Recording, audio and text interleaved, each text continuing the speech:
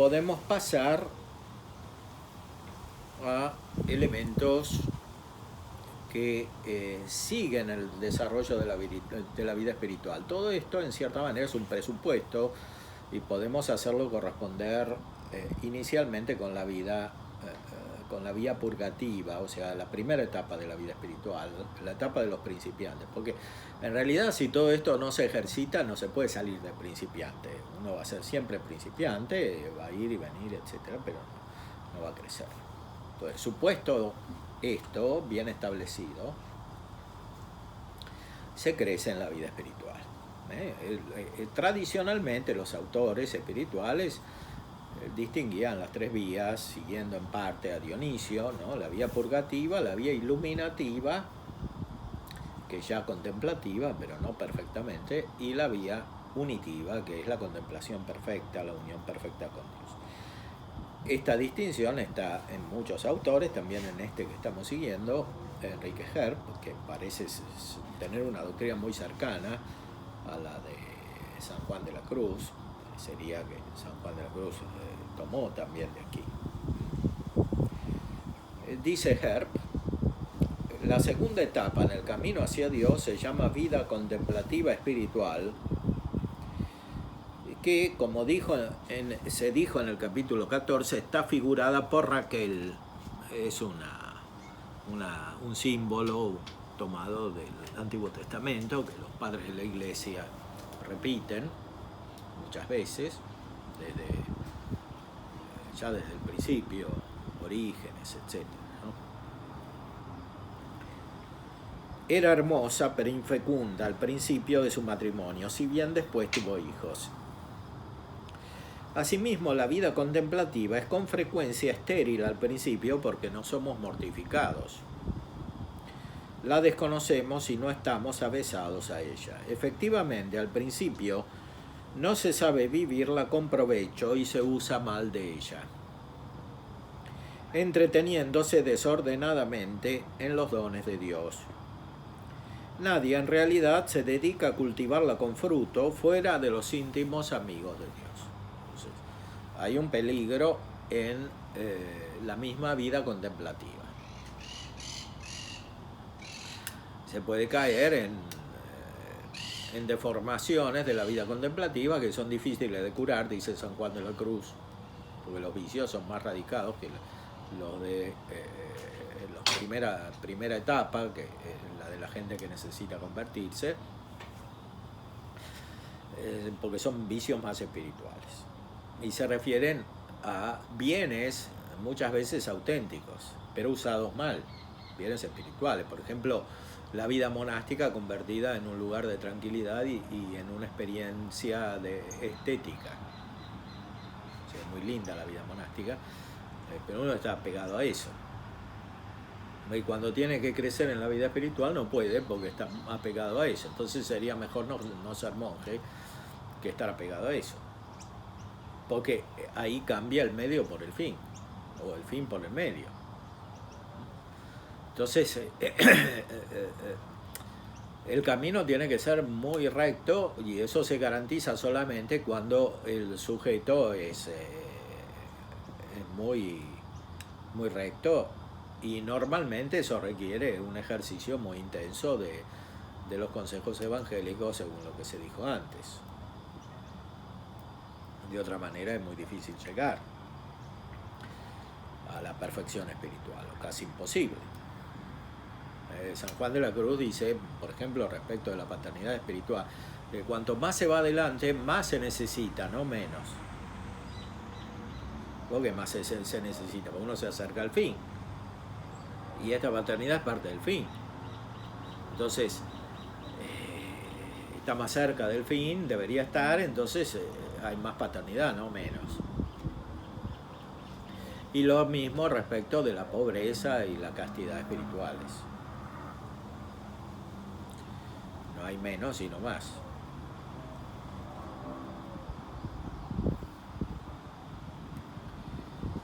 Y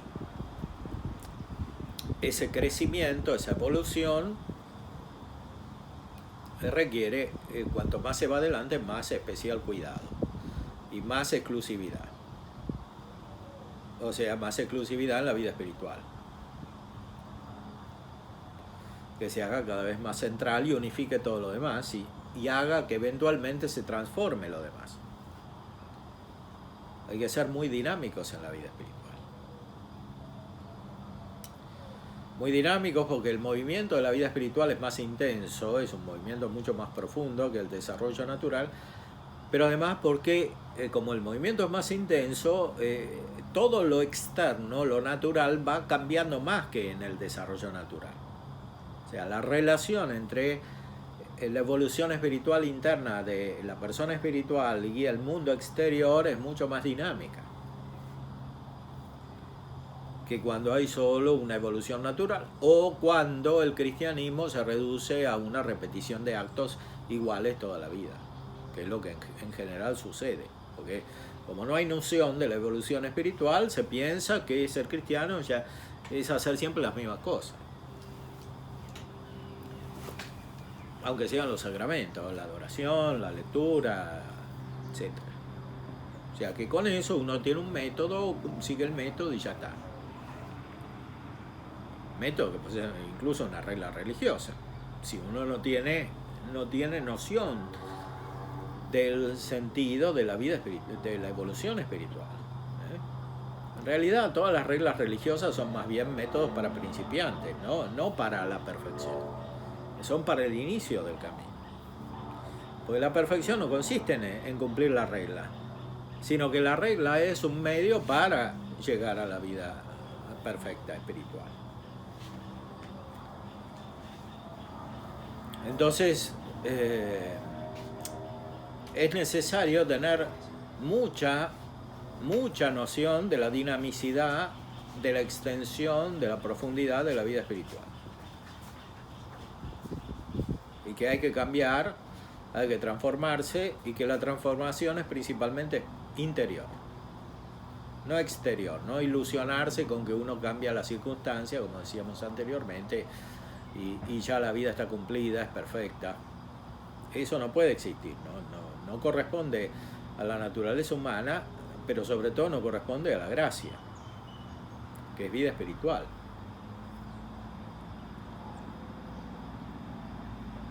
Puede cambiar todo lo externo, pero si no hay un cambio interior, un movimiento interior, no sirve. Más bien perjudica, porque las energías se van en eso. Entonces, si uno está preocupado por lo esencial, una cosa es necesaria, como le dijo Jesús a Marta. Si uno está preocupado por lo esencial, lo otro se resuelve. Si no está preocupado por lo esencial, lo otro es siempre fuente de preocupación y de distracción y de problemas. Este es el verdadero método de la vida espiritual. Es la regla interior que enseña el Espíritu Santo. Es como la escritura. La escritura la enseña el Espíritu Santo, no es suficiente leer el texto. El texto es un instrumento para lo que enseña el Espíritu Santo interiormente. Y así sucede con el conjunto de la vida espiritual. Es un instrumento, tenemos muchos instrumentos, entre ellos las reglas religiosas, pero las tradiciones, el modo de vida de una comunidad, de otra, la organización eclesial en un momento, en otro, en un lugar, en otro, pero todo eso es instrumental. Lo principal, lo esencial, es lo que hace el Espíritu Santo interiormente, cuando hace descubrir al Hijo y al Padre. Y eso es lo que hay que mirar permanentemente, es donde se cumple la palabra de Cristo que hemos citado: si tu ojo fuere simple, todo tu cuerpo estará iluminado. Todo tu cuerpo es toda tu persona, estará iluminado. Y esto es propio justamente de la vía iluminativa. Descubrir esto.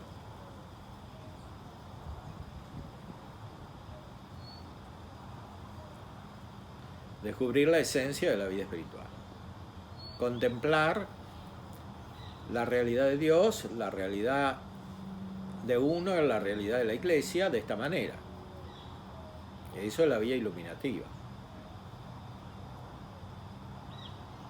Pero con esto no se llegó a la perfección. Con esto se inicia el camino de la perfección en sentido más interior, contemplativo. Porque la etapa anterior es más bien una transformación para comenzar este camino de esta manera.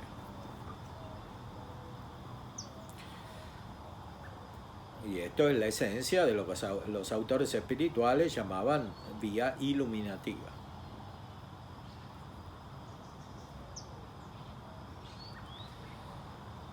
Ahora, repito, en la vía iluminativa todavía hay defectos, porque aunque uno contemple todas estas verdades, después tiene que transformar su vida según estas verdades. Y dejarse mover perfectamente por el Espíritu Santo, buscar la verdad, descubrir la verdad y desprenderse de todo lo superfluo, que en un momento es una cosa y en otro es otra. No es siempre lo mismo lo superfluo. Porque lo que es necesario en un momento de más imperfección no es necesario en otro de más perfección.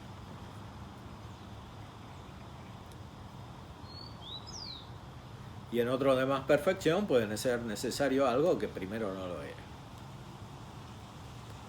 Sea en el orden de la vida temporal, incluso de los bienes externos, sea en el orden de la relación. En el orden del estudio de la realidad natural y sobrenatural, de la filosofía, de la teología.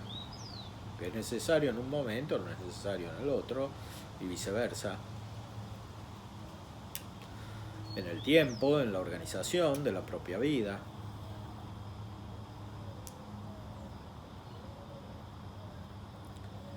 Por eso, para ejercitar bien la vía iluminativa, que esquemáticamente hablando es la segunda etapa de la vida espiritual, aunque en la realidad están todas unidas, no se puede hacer una separación absoluta, porque todo surge de la misma luz divina que tiene estas tres funciones: purificar, iluminar y unir, como dice Dionisio.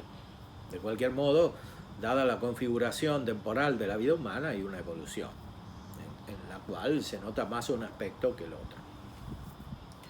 Entonces, para que esa evolución se dé, hay que configurarse cada vez más perfectamente a la voluntad divina conocida a través de sus signos. La voluntad divina es Dios. Dios directamente no lo podemos conocer, pero los signos de la voluntad de Dios sí los podemos conocer. Como dice Santo Tomás, Dios muestra su voluntad en lo que hace, en el mal que permite, en las leyes que obligan positivamente, en las que prohíben, y sobre todo en los consejos, que suponen todo lo anterior. Para vivir los consejos evangélicos, como decíamos antes, es necesario obedecer a la ley. Y es necesario adecuarse a la realidad, no ser idealistas, no tener esquemas mentales, hay que ver las cosas como son. Porque ahí muestra Dios su voluntad, no en lo que a nosotros nos gustaría. Eso ni siquiera es de la vía iluminativa, es de un defecto de los principiantes, dice San Juan de la Cruz.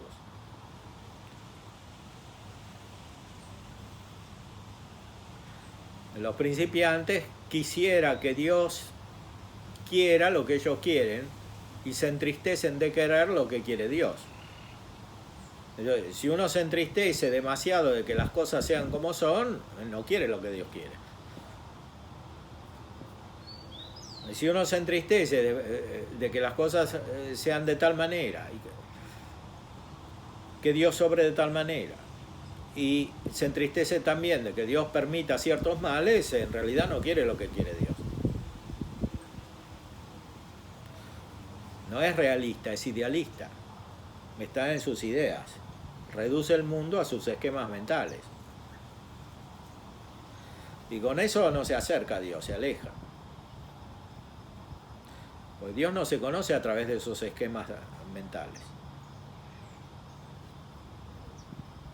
Como dice Kant, un esquematismo trascendental que se aplica a todo, ¿no? Hay personas esquemáticas.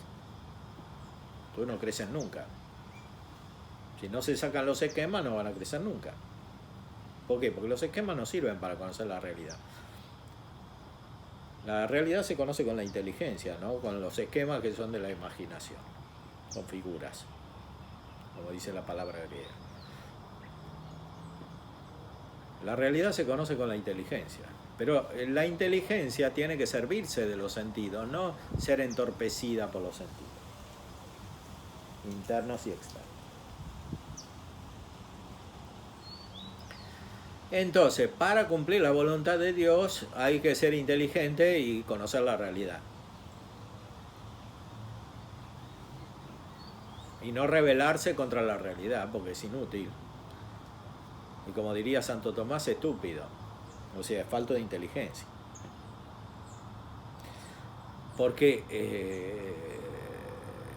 es rebelarse, o sea, rechazar la fuente de la realidad que es Dios. La causa de la realidad que es Dios.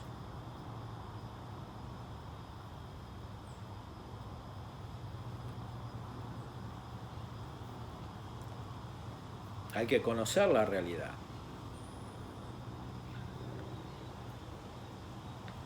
Claro, conocer la realidad significa al mismo tiempo distinguir lo bueno de lo malo, ¿no? Especialmente las cosas humanas. Si uno dice que es bueno lo malo y malo lo bueno, no conoce la realidad. Como hace la cultura moderna, fruto de la filosofía moderna, que es esquemática. Entonces, no conoce la realidad. Conoce lo que le gustaría que fuera la realidad, pero eso es otra cosa.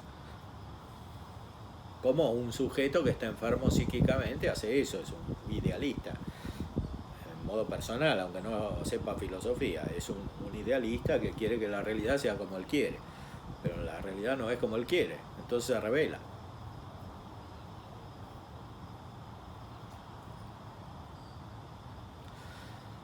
Todo esto es una manifestación de inmadurez, de infantilismo espiritual. No es la infancia espiritual de Santa Teresa, sino un infantilismo. Son personas inmaduras que no pueden crecer. Si un adolescente tiene sus caprichos, no puede crecer. Así es el cristiano que tiene una vida espiritual imperfecta, no puede crecer. Ahora, eso que sucede en la etapa inicial, en la vía purgativa, puede suceder de una manera más sutil en la vía iluminativa, si uno se apega a los dones de Dios, que son mejores que los primeros. Entonces aquí también hay que desprenderse.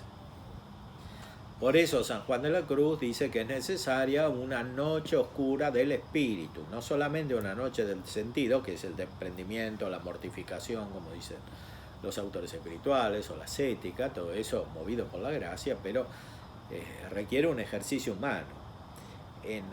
En la vía iluminativa también hace falta un desprendimiento.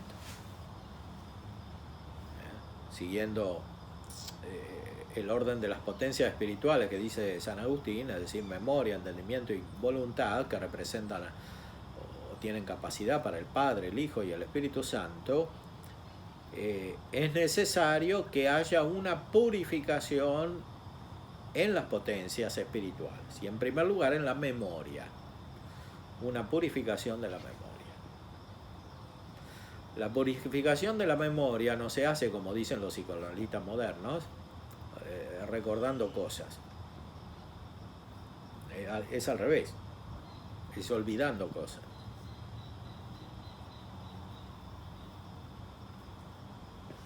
Como dice San Juan de la Cruz, olvido de lo creado, memoria del Creador y estarse amando al amado.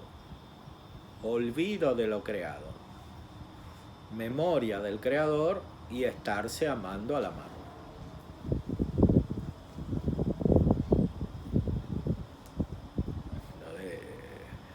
No es un proceso psicológico de revolver el pasado y analizarlo, es otra cosa, la purificación de la memoria. Es tener presente a Dios Padre.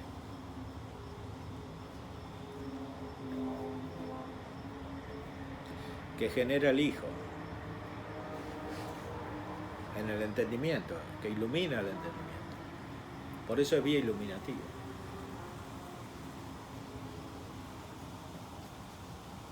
Pero el Hijo no es una palabra cualquiera, sino una palabra que expira amor, dice Santo Tomás en la Suma. Entonces está siempre el Espíritu Santo, si es contemplación auténtica, si no es ejercicio racional frío. Es la palabra que expira amor. Entonces es una experiencia completa. Pero es siempre experiencia de la Trinidad, aunque se la vea de lejos muy oscura y no se perciba de qué se trata. Pero está ahí, es eso. Todo lo demás es instrumento para eso, o es superfluo cuando no conduce a eso, impide esa visión, ese crecimiento. Y si es superfluo, es como dice Cristo, que hay que cortarse la mano y tirarla.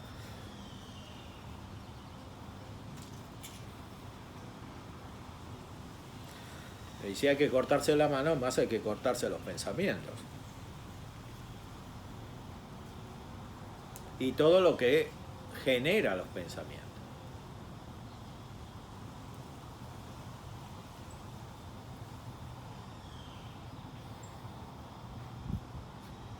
Esa es la purificación necesaria para la vía iluminativa.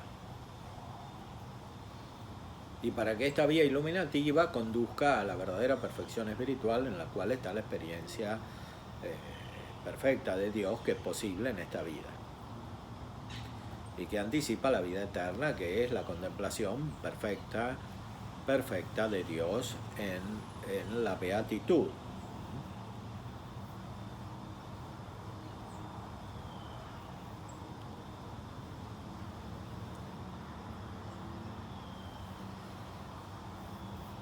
Los dones del Espíritu Santo que actúan en la vía iluminativa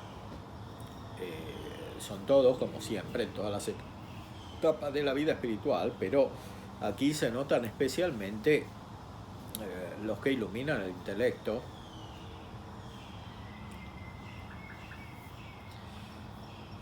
como el de ciencia y sobre todo el de entendimiento, que hace conocer las cosas de la fe, que es contemplar a la luz de la fe los principios de la fe, que para nosotros son oscuros. O sea, no hace falta en esta etapa tener una esplendorosa, luminosa experiencia de la Trinidad. Pues no es posible. Hay que contemplarla oscuramente en la fe, pero como el principio de todo. En primer lugar, de nuestra propia vida, individual y comunitaria, y después de toda la realidad. En esto es un gran maestro San Buenaventura, que contempla todo en la Trinidad.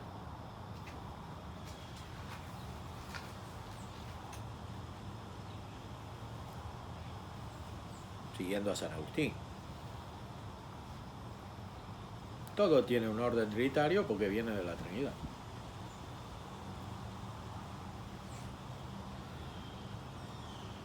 Por eso estamos invitados por la gracia a descubrir la Trinidad. Que no es solo estudiar la teología trinitaria, sino pensar de una manera trinitaria. Pero ese pensamiento se desvía fácilmente si no hay una purificación en esta vía iluminativa. De hecho, los filósofos se han desviado y algunos teólogos también en esta contemplación de la Trinidad, reduciéndola a un modo humano de pensar. tiene que ser siempre una contemplación en la fe y por tanto en el misterio y en la oscuridad, que es la garantía de que estamos en contacto con Dios y no con otra cosa.